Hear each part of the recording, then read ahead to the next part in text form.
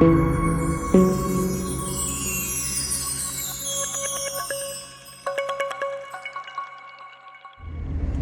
let me tell you, there is nothing like a Mercedes SL.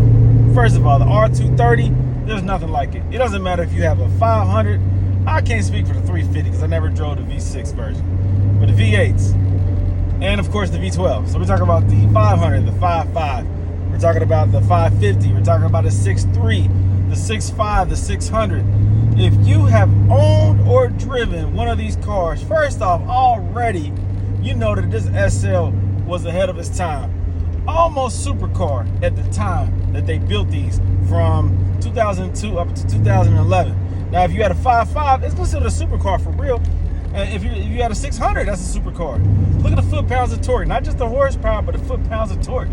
And of course, if you had a 6.3 or a 6.5, you already know those are even more rare and more powerful. And then the 5.5s, you can do all types of upgrades. 600, you can do upgrades. The 5.5 is a supercharged. So you can change the supercharger pulley. There's different things that you can do. Stage 2, Stage 1, Stage 2 tunes. The 600 is a twin turbo V12. So you can tune that one real nice. You can get a lot of horsepower out of that thing. So there's upgradable things that you can do to these cars, mods that you can do to these SLs to make them even more powerful. And if you have ever had one of these things, if you've ever customized the exhaust, headers, straight pipe, better mufflers, these things are incredible. You can break traction on the fly. These things are very powerful already, but even more powerful when you customize and upgrade them. And this car, man, I'm telling you, this is my 2003 SL55, and this thing is incredible. I mean, it's fun. It's too fun. My wife, she finally drove it the other day.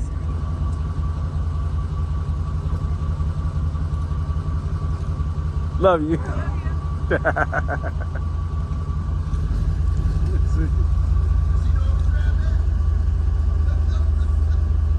She ain't never drove it.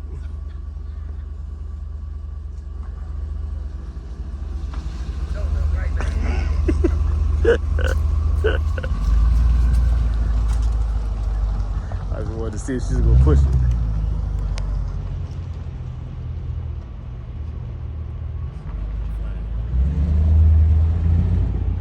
And she said, you know what? I know why you like that car so much. Because even though I have cars that might be nicer, this is probably the car I enjoy driving the most. Because it's so fast and easy to drive, and it handles so well. You can turn corners so quick. Now keep in mind, I don't have ABC. So all of you guys who are focused on active body control suspension and think that that's what makes this car, I'm sorry, it's not. This car is incredible with coilovers. Yep, coilovers. This car has a coilover conversion. Now I gotta turn around.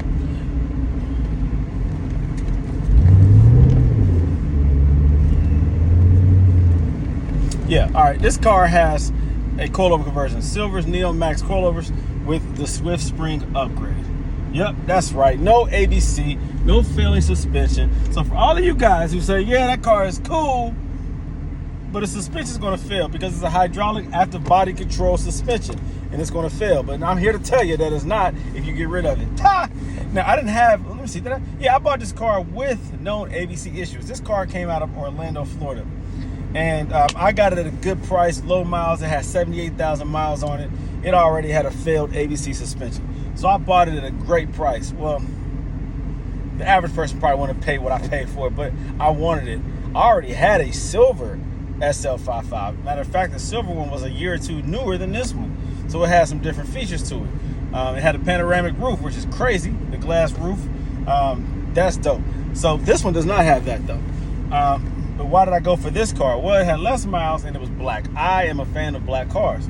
Silver cars is probably my second favorite. Maybe red might be my second. I don't know.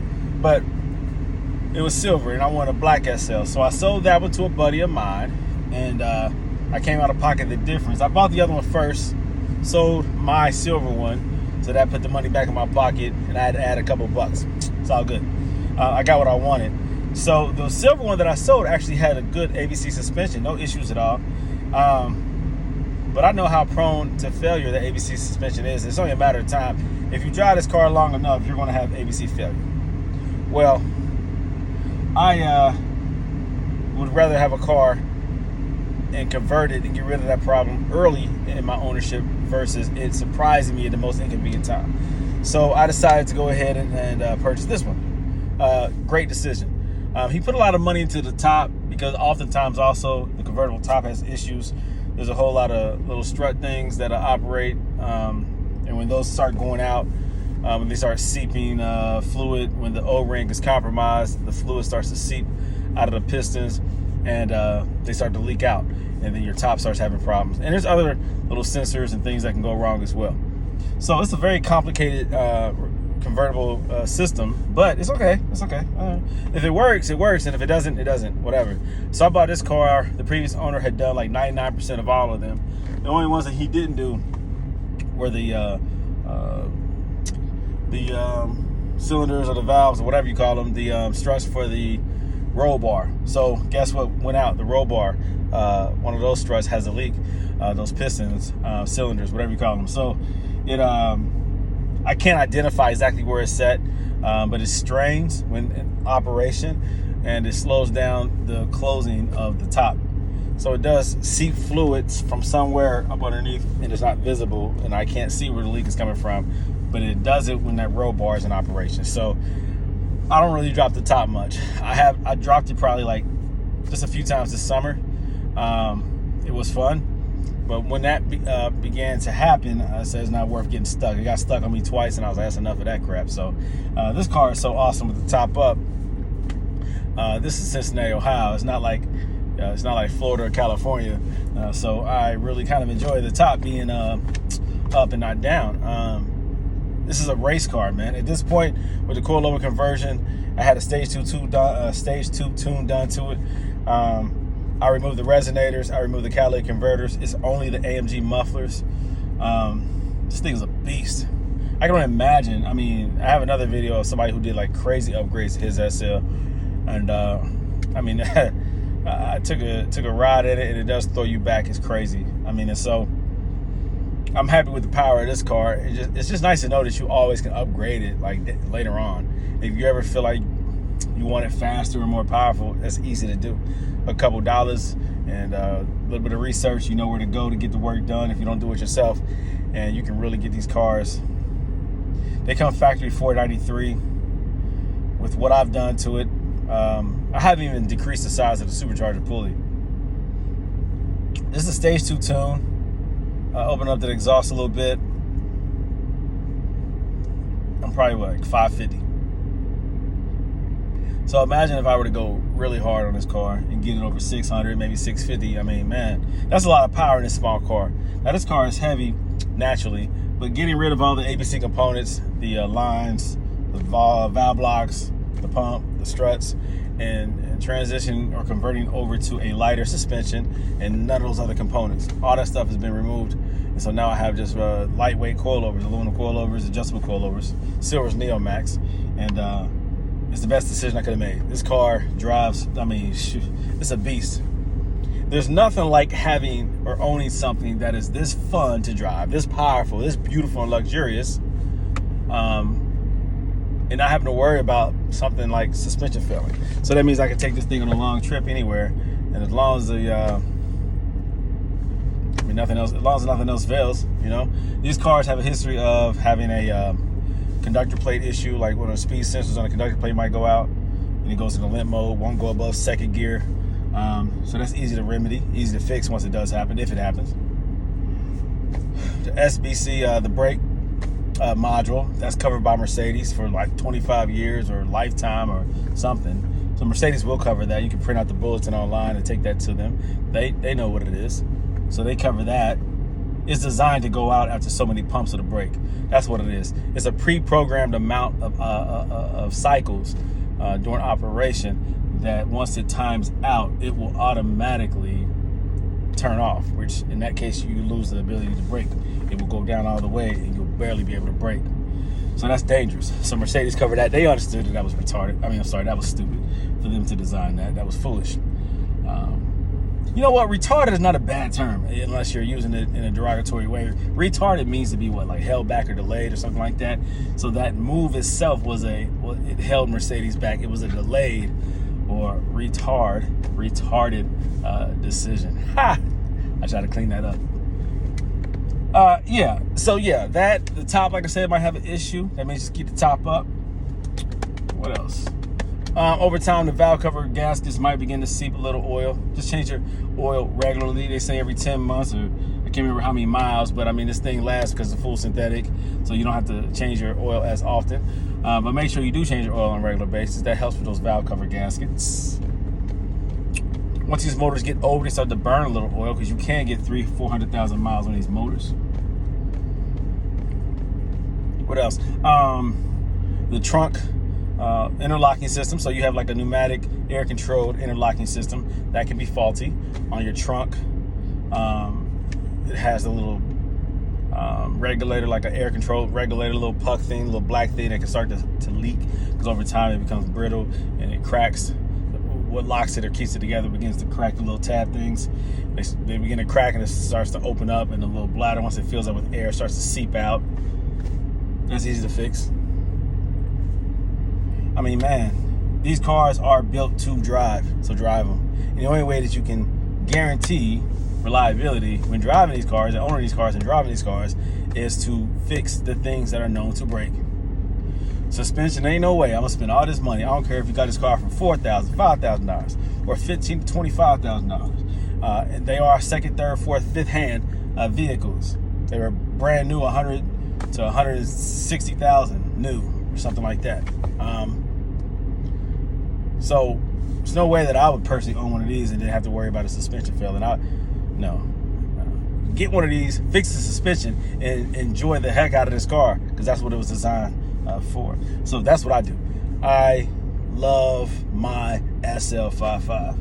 There's nothing else that I own that is as fun to drive as this. Even my wide body, supercharged, highly modified, tuned wide body CL55 is faster than this, but it's not as fun as this because you can't whip that car as much as you can whip this car. Coilovers on this car is so heavy and it sits so low, it squats so low naturally. Man, you turn corners, this car is not lifting up. This is not a Honda Civic that you have to worry about it leaning and tilting and you lose control and crashing at high racing speeds. Man, this thing squats and it handles without sway bars. Can't prove me wrong because I have experience.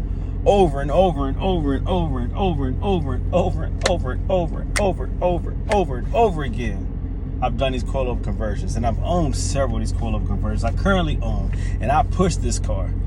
That's how I know. Few of you will drive your car as crazy as I drive my car, and so I can tell you, without sway bars, I've never felt unsafe and never felt unstable.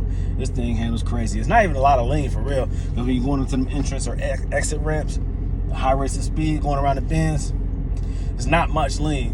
And the only reason why I notice lean is because I have 20-inch rims, and I have my car squatting pretty low on them. And so it catches in the rear a little bit. And it's only because I drive aggressive. You know what I'm saying? Only because I drive aggressive. You drive like you got some sense, you don't really have to worry about that. I do, because I have mine low, so I push my car to its limits. I have spacers in the rear and front, so even I poke my wheels out, I really push mine to the limit and give it minimal clearance between the tire and the fender.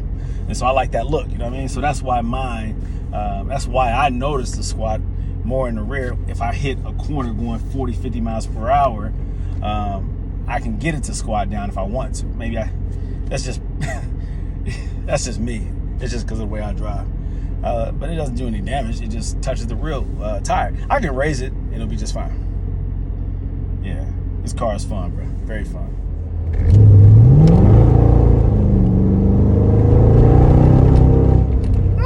It broke traction. I couldn't hook up. So if I turn ESP off, traction control, then it causes the back wheels to kind of you start fishtailing. But this kind of staggers so that the car can regain control or traction. That's what traction control is all about. So when that yellow triangle pops up on this Mercedes, that's what it is. Traction control is kicking in. But it can save your life. It can prevent you from also going into oncoming traffic, losing control. If you go on YouTube and look up Mustang crashes, you see that Mustangs have a horrible rear drivetrain design that causes them to oftentimes break traction and crash. They can't regain control once they break traction.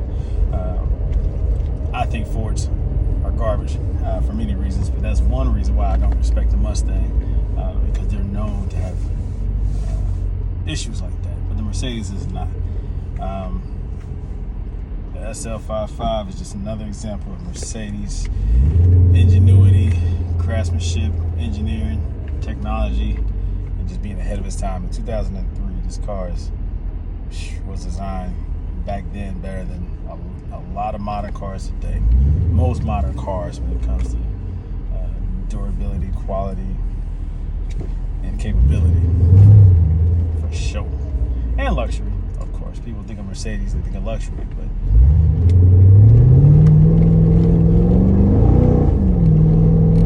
we also know that Mercedes is known for its power. But you got to know how to control it. Don't let the car control you. You control the car.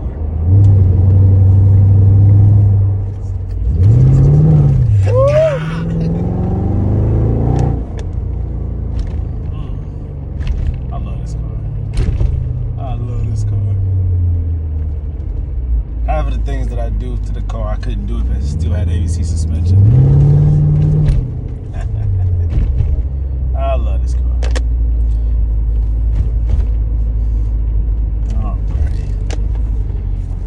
So, that's my advice, guys. Consider going with Silver's Neomax coilover suspension on the Mercedes R230. It'll change your life. It'll change the way you appreciate this car. It'll change the way you treat this car, the way you drive this car, the way you value this car. But it's up to you. You make the decision. You do what's best for you, just as I did. Brandon Green, owner of Goldelementautoworks. If you need anything, give me a call, text, whatever. Area code 513-967-8079. Talk to you later. Next video coming up soon. Peace out.